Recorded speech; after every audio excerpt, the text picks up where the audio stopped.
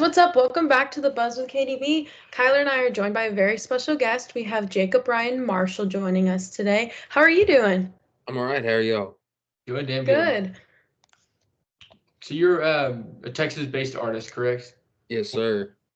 So how important for you is that to be having that title versus like a Nashville title or somewhere from the Midwest or something? How special is it to be a Texas artist and make Texas music? I think it's something completely different, being from Texas and getting to play, what you call Texas music and the places in Texas. I mean, it's just the spot to be, and there's something different about, the kind of music we play down here and the venues we play and the sense of community we have down here. I think that's real special. I always say, Texas artists come first, always. Yeah, Yeah. and that's crazy to see because you do see that in the following of people that listen to music, and some states are starting to gain the traction that wasn't there before. Like Virginia's are really popping off in the music scene, but Texas has always been number one in my opinion, and Oklahoma, and then all the people behind it. And Texas has always been that leader for country music, and it's pretty cool to be. It's a good title to have for sure. Oh yeah, even artists that weren't originally from Texas. I mean, Merle Haggard. You listen to any of his songs, and I mean, you can name a million artists, but how much they talk about Texas compared to there's all these songs about Texas and everything. These people lived in Texas, even if they weren't from here. They come here, for the music. And that plays a big role in your music as well as your look and how you like write your songs. You use a lot of pedal steel in your music, which is a lost instrument nowadays. And the old people are making their like not a sound comeback, but it's a new age of it, and it's really cool to see what you brought into it. Yeah. Well, thank you. Yeah, I love pedal steel, fiddle. I'm a huge Bob Wills fan, which Western swing is a Texas thing. Bob Wills is the king. So Yeah. I love all that. Are you a big collector of old music? Yeah, I got a bunch of records. I started collecting records when I was young. My grandma gave me some, and then I just started collecting on my own. So I have, you know, probably 1,000 records, and mainly old country music, and a bunch of record players. All my needles are worn down right now, but gotta get them replaced. Not the cheapest to replace either, which sucks. No. No, not at all. I went to get one not too long ago, and I just went to this record store in Houston, Vinyl Edge. I love that place. But and I went in, I was like, I need a needle for my record player, and they were like, okay, what kind of record player do you have? I'm like, I don't know all the names. Apparently, there's different needles for every record player, which I had no clue. So There's some of like even like the old ones now, or I mean like the newer ones are pretty standardized. But if you have an older player, they were pretty specific on what they take. But yeah, a lot of the new yeah, ones. my main one that I listen to is from like the '80s. It's got big speakers hooked up to it and everything, and I don't got to figure out what kind of needle it uses. Yeah. And how do you listen to all that music? I assume pretty regularly. How do you like reflect that in your own writing style and how you take about music nowadays? Well, I think I take a lot from a lot of different genres of music and a lot of different artists, but the way old country songs are written, which is what I love and what I think my music most closely resembles. It's a lot of regionality and uh, that plays on words. I think I take a lot from those old records and the way they did things like that. Can you name some of your favorites? Favorite artists? Yeah, from that time, and that you take a lot of inspiration from. Hmm. I mean, Merle's my top always. I love Johnny Paycheck. Charlie Daniels. I mean, I just got his first record, Saddle Tramp. It's one of my favorite records of all time. I just got that a couple weeks ago. I found it up. I was up at Round Top, the Antique Festival, and found that record. I've been looking for that one, and I love Charlie Daniels. Such an underrated country artist. We went to my parents' house and we collected a cassette player last weekend. And that was our first cassette we went and found was a Charlie Daniels cassette. Yeah.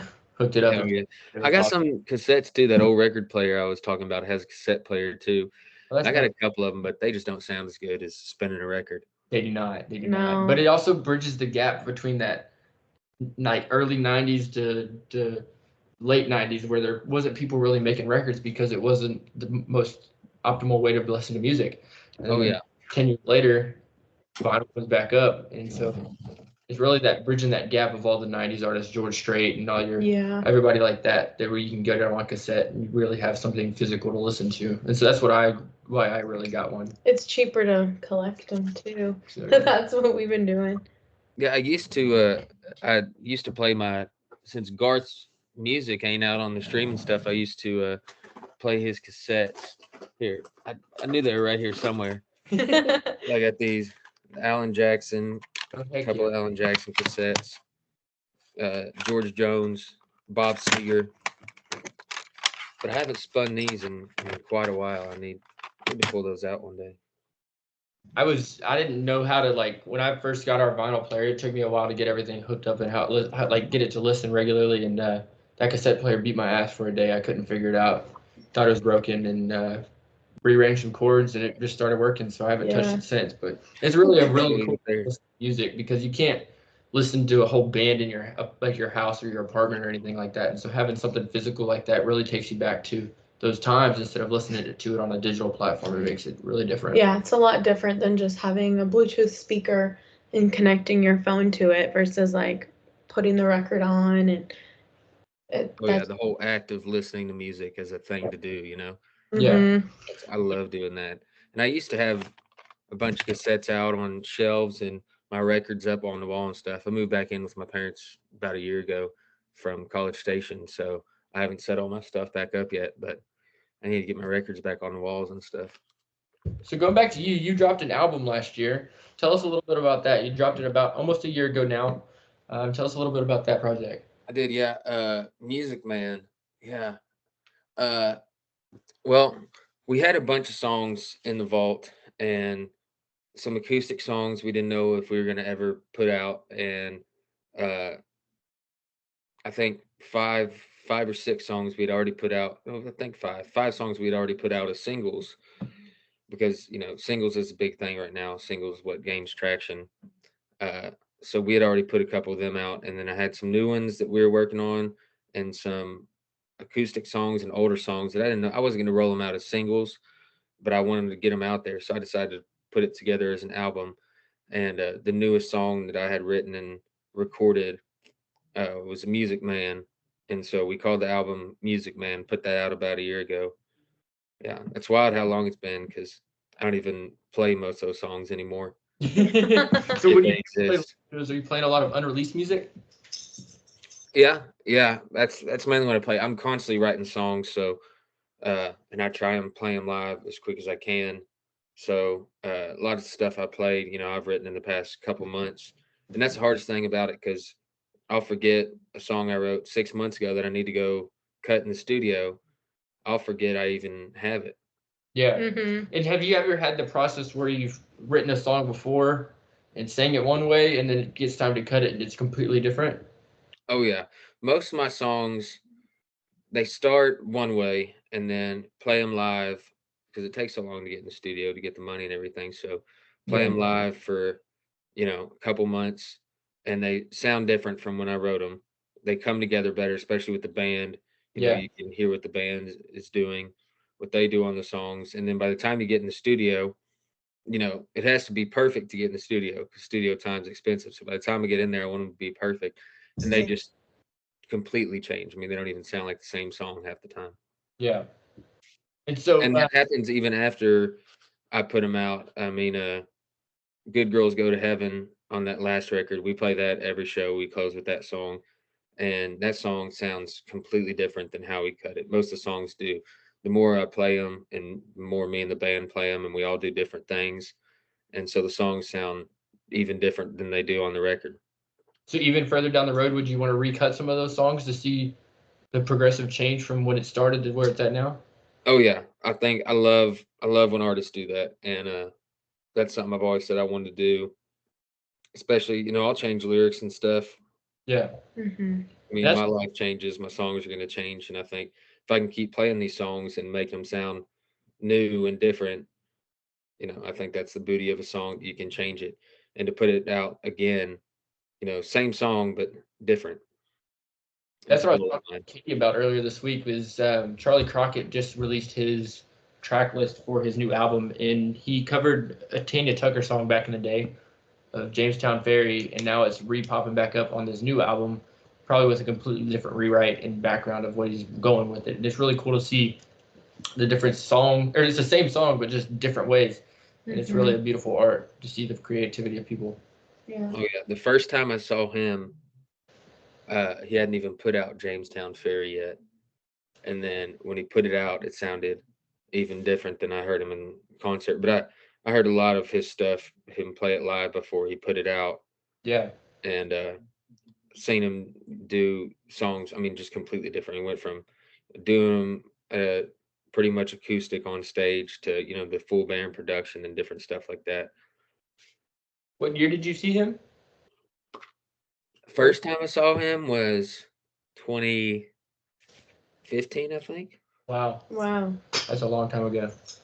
Yeah, my mom drove me to the show, and I hung out in the back until he came out so I could talk to him. That's cool. I remember seeing him at, you probably know this venue, Barge 295 and Sea Road. Oh yeah, I was there. Yeah, there. I was at that show too, and that was my first time seeing Charlie. That was like, I didn't want to catch shows before I was 21 because like you can't get into every show, and so I don't want to get excited for a show I can't go to because I'm not that age, Yeah. And so I started going to shows after I turned 21, and that was my first show that I went to, and it changed everything. Going to live shows, it was damn good. Oh yeah, that was Place floated away. It was pretty crazy. Me and my buddies took my buddy's boat to that show. That's dope. That's cool.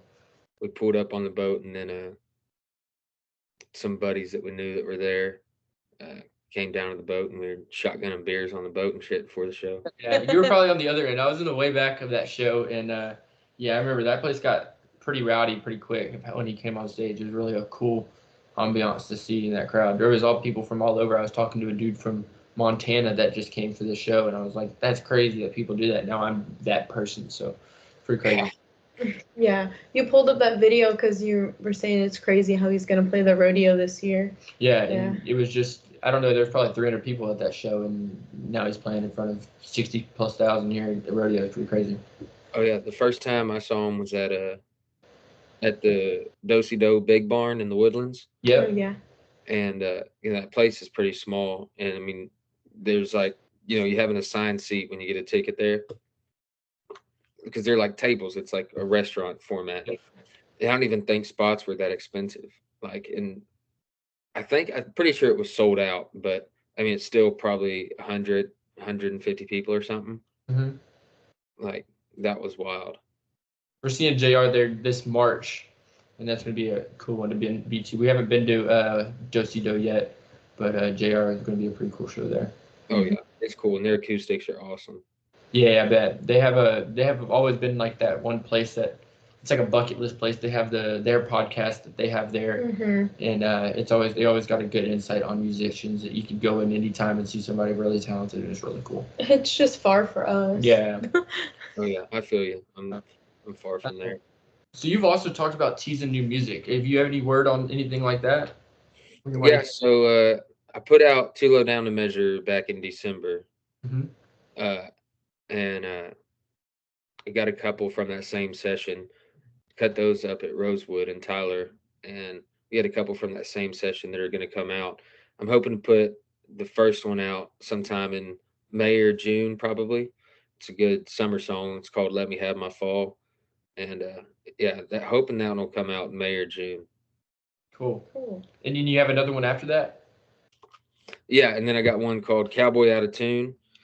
And I'm really not sure on a date for that one yet. That one's more slower kind of song. We've been playing that during our acoustic sets.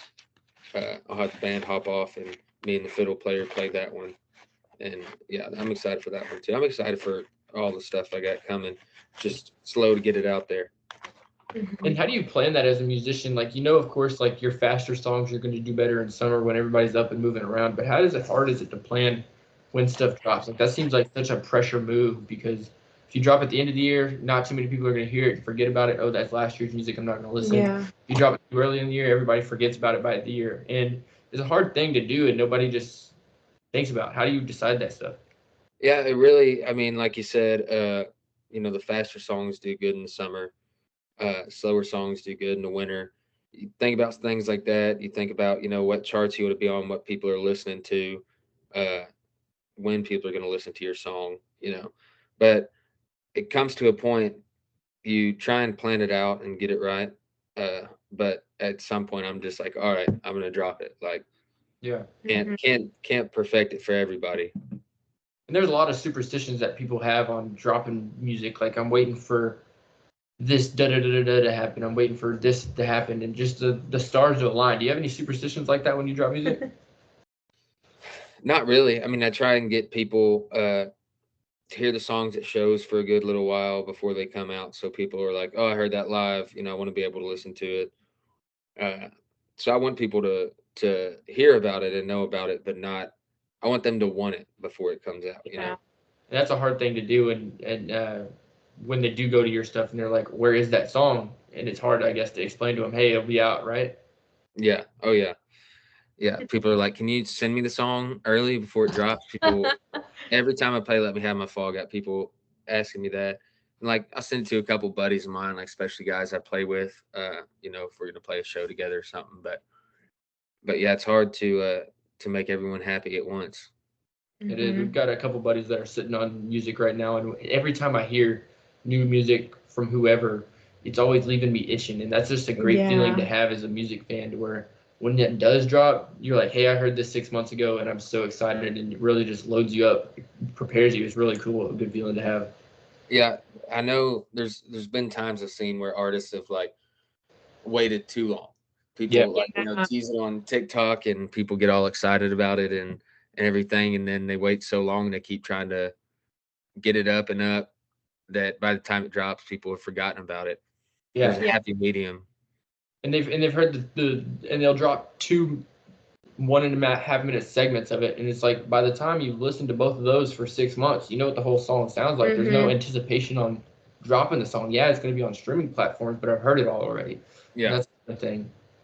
yeah. That's the thing with the TikToks and teasing songs and everything. How do you feel about TikTok and the social media side of music? I hate it. I hate TikTok. I like watching TikTok. Yeah, Like I do it too much, but I'm terrible with social media and posting and stuff. I mean, I don't know if y'all went and looked at my stuff before, yeah. but that's one thing my manager and everyone is on my ass about all the time, that you got to post more, you got to post more. It's just not something I'm always like. I go out and play shows every week. I'm playing shows and I love to play shows. That's where I want to be on stage. I don't want to be on my phone. You know what I mean? Mhm. I always Yeah. say I wish I could have played, back in the 70s, 60s, 70s. I mean, Willie Nelson pulled up to a bar when he was poor and walked in and asked if he could play that night because he had no money and needed some money. And he got up there and played that night. And that was one of his first big shows. I mean, Waylon Jennings set in, played bass with Buddy Holly, and then played bass with Roger Miller, Yeah. and then started playing on his own just from playing music. Meeting people at the bar. That's what I wish I could do, but now everything is, venues want to know how many followers you have, how many likes your Instagram posts get, it's that, which I hate. And it's such a hard digital thing to do because like if you're the performing artist, if you want to get promotional stuff on Instagram or anything like that, you've got to pay out a photographer. You've got to pay them for their time to edit those photos to get back to you to where you can post them up on social media. It cuts you out of it too, and it's kind of like a Mhm. double-edged sword. Whether you do get the social media and you're out 150 bucks for them shooting your show, or you just don't post but you pocket the extra 150 bucks. It's kind of a double-edged sword on what you got to do. Yeah, it really is. Yeah, the whole thing's hard, and then everyone has a social media manager or someone who, is good at it. That because I mean, there's an art to it. I know people who will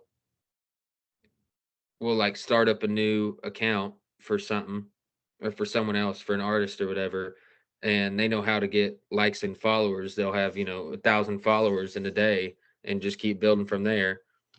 And it's not something I've ever figured out. I guess I need to work on that.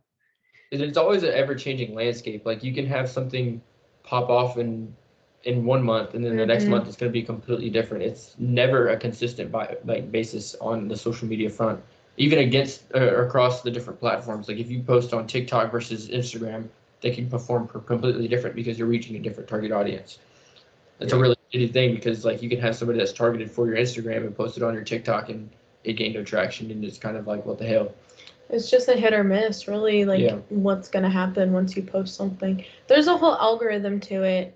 I took a class about it, but it's just so hard to keep track of, especially with all the different social media platforms there are and just how many different musicians there are out there too.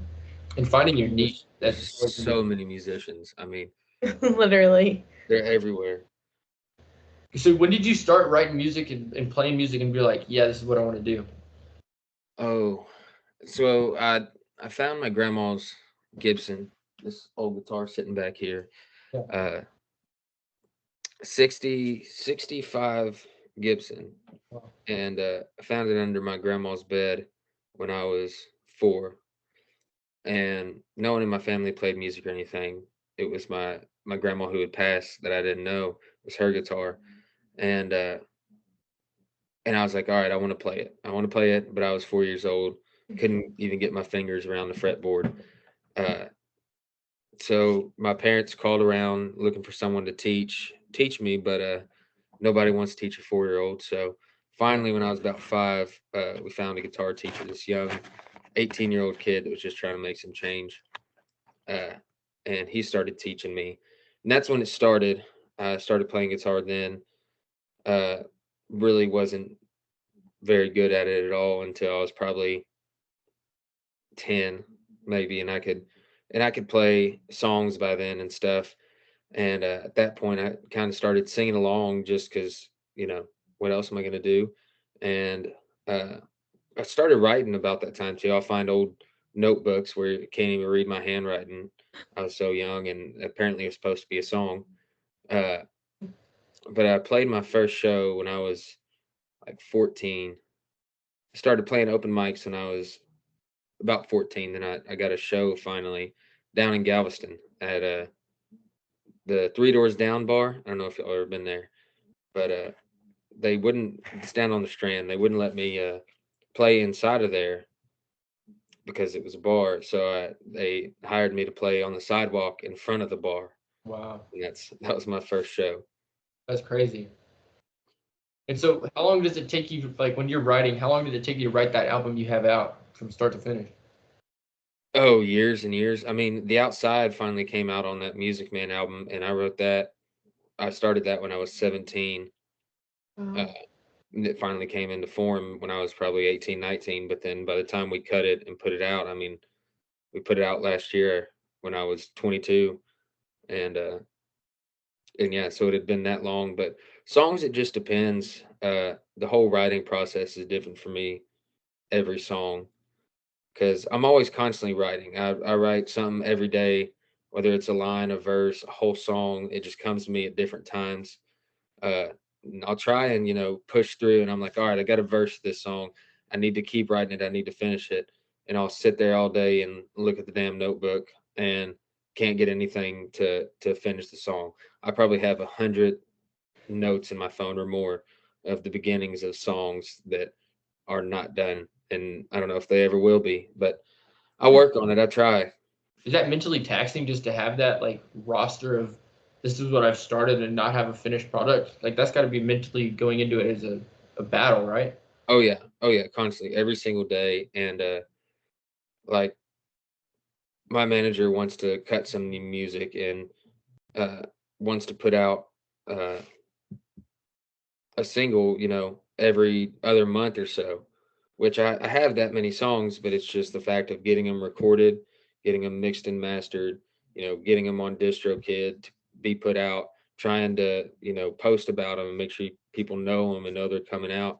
But also now to finish these songs that I want to put out, but by the time I finish them, I have a bunch of new songs that are more current, more what I'm playing right then.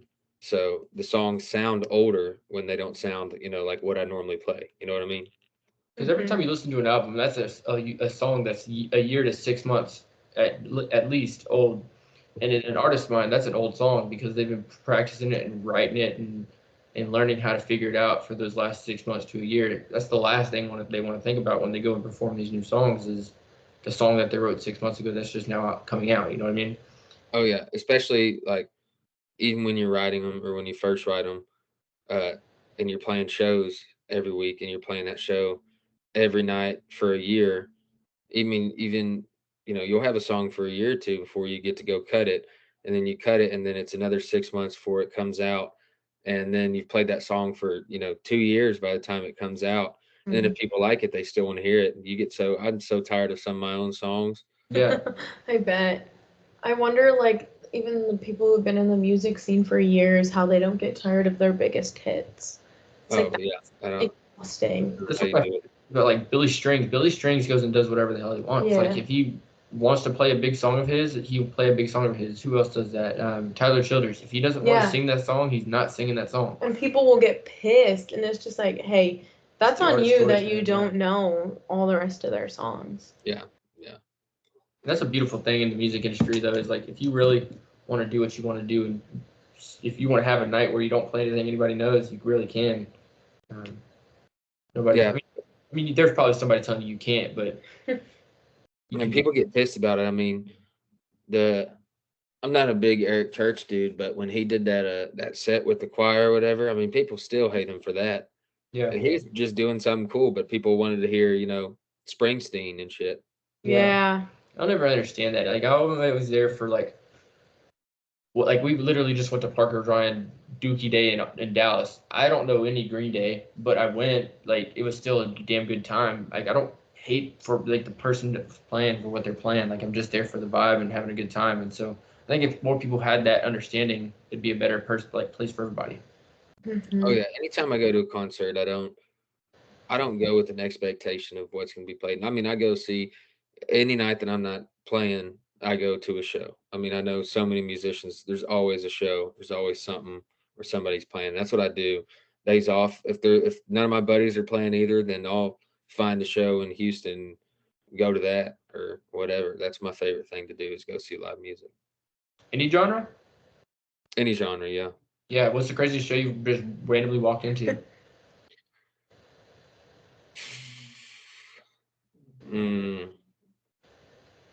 Shit, I'm trying to think. I mean, I've been to like a metal show or two? Yeah, I've been to plenty of metal shows, some rap shows like local rappers. Those are always fun to watch. Yeah. I listen to a lot of Mexican music. I especially did when I was younger. I used to go to those shows. But yeah, I've seen all kinds of stuff. I mean, Yeah. One of my favorite ones that I've went to is Cody Canada and The Departed was playing at Rowdy's, and he had his son opening up Ways in April, and I was like, I don't know who these guys are, and I came up and they just started screaming. I'm like, yeah, this is this vibe, I guess. And so we just hung out, and it was a damn good show, but it was really like a what-off, like what the hell is going on, but it was good. yeah, I've never seen them open up. I've seen Cody Canada probably, I don't know, 5 times at just random places, but I think every time I've seen him, he's been acoustic. So That's crazy. So growing up in the Houston area, like this is not like prime spot for Texas music. How do you get out of that and make a name for yourself in such a, I'll say, a hard music town? I don't. I mean, I live about an hour from downtown Houston, but there's a good scene out there right now. Really, I mean, with the Horny Tonk thing that started out there. My buddy Christopher Seymour in the Western Calls plays started that up. Him and South Texas Tweak, and they started that up 2 years ago now, 2.5 years ago. I've been going to that forever, and a bunch of musicians go out there and get together. But the thing is that there's music everywhere. I know so many musicians, I mean, that live just right around me. Yeah. And I'm always traveling, going wherever will have me play some music, I'll go play. Yeah. it's a cool place to be, like in Texas, of course, but Houston's always been that one spot that's always overlooked on tour schedules and who's from there compared to everywhere else because Dallas has got such a good scene for even not even country, but like they have a great punk scene and everything like that. Austin's always great. New Braunfels is always hitting it off. San Antonio. It feels like always Houston's been that one area that's overlooked besides Houston rap, and that's really not my forte. Like I love Houston rap, but like it's not what I would go to for shows, and so it's hard to see or find country artists that come down here, new people especially. Yeah, it is. And people, like you said, people overlook Houston so much, and people don't think of it as a music town or like, you know, Austin and the whole hill country with all these old legendary honky tonks and stuff. I mean, Dallas has 8 airs. We don't have a spot like that that has the history of it and everything. But I think once people come here, like that's another thing. There's a couple bars in Houston that have been booking these uh smaller honky tonk artists and trying to get them in. I mean, Christopher Seymour, he brings in traveling honky tonk bands from all over, and he gets them to come to Houston. If they don't have a Houston date, he's putting them up on the Tuesday we do Horny Tonk, or at, you know, uh, the Continental Club, or at Yeah. Shoeshine Charlie's Big Top Lounge and stuff like that. So there's people here who are trying to get it, recognized in the Yeah. scene. That's always a good thing because there's always established names in Austin and getting like all the stuff that they have there and all the glitz and glam that they have. It's really good to see that people are trying to get that push started here and something that's not historically known for country music. Like I can't think of like somebody that was relatively big from Houston outside of the country scene. Yeah, yeah. And it's It's hard. Yeah. coming back. I mean, Gillies did a good thing for it, back in the 80s, 70s, 80s, whatever. But since that place has been gone, I mean, that was the spot that country music was played. In the Houston area for sure. Yeah. Yeah. We need Now, another something like that. There's a lot of bars that have smaller bands, but I mean, to get bigger names out here, I mean, people go play, uh, the county rodeos around. But I mean, if you're talking downtown Houston, it's hard to get uh, a medium-sized country band, you know, into one of those places. do you have a couple of favorite spots in Houston for music wise? Oh yeah, Dan Electros is doing a lot of that stuff. I mean, they had the Reeves brothers last year, who I'm a huge fan of, and they wouldn't have, played in Houston. They luckily got to play there. Uh, Ellis Bullard they brought out. I opened for him there a couple weeks ago. Uh, they had the local honeys. Dan Electros has a bunch of good bands coming out there. The Continental Club. Mhm. Saw Emily Nenny there last year. That was awesome. I'm trying to think where else is bringing out folks like that. And the Continental Club, Shoeshine Charlie's Big Top Lounge. Uh, the Barn Whiskey Bar. It's right by me, and Faithful. I play there pretty often. They have some folks, some bigger folks come out sometimes. Uh, Next time you play out there, let me know. I'm like right out there all the time. Yeah, he worked there. Yeah. where you work at? I work at a shipping warehouse out there. Oh, awesome. Yeah, You know where 565 is? I live like right off 565. Well, Yeah, I work off 565 Maryport out there. I'm like 10 minutes from the Whiskey Barn. Yeah, I've got a good buddy that his dad plays out there quite often. If you know Chris Glenn. Who? Chris Glenn, is that like that's his artist name? I don't think so. No? A Nichols? Does that sound familiar? Justin? No, I don't think so. No, he's always out there. His dad's always playing at Whiskey Barn, and he's always telling me to go out there, but I guess I need to. So next time you're out there, for sure, give us a shout and we'll come show up. Oh well, yeah, that's my home bar. I play there all the time. Hell yeah. You got anything else for us that we should expect this year? Couple of those singles coming out. We're playing shows all over. We're in Fort Worth next weekend and the weekend after that, and all over the east side of Houston. We're playing all the time. But I post my schedules and stuff. Facebook is probably the most updated. my manager posts everything on Facebook. So If you want to shout out your ads real quick too, to where people can find them, we'll tag them here also. But Yeah. remember those. Jacob Ryan Marshall Music, JacobRyanMarshall.com. If you go to my website, that has all my links on there to, Twitter, Instagram, Facebook, all that stuff. Search me up on YouTube. I'm on there on any streaming platform. Jacob Ryan Marshall, 2 L's. It's all on there. Sounds good. Gotcha. Thank you so Perfect. much Well, for thank joining us, you. man. Appreciate it. Yeah, thank y'all. You catch a couple shows here soon. Please do. Yes, sir. We will.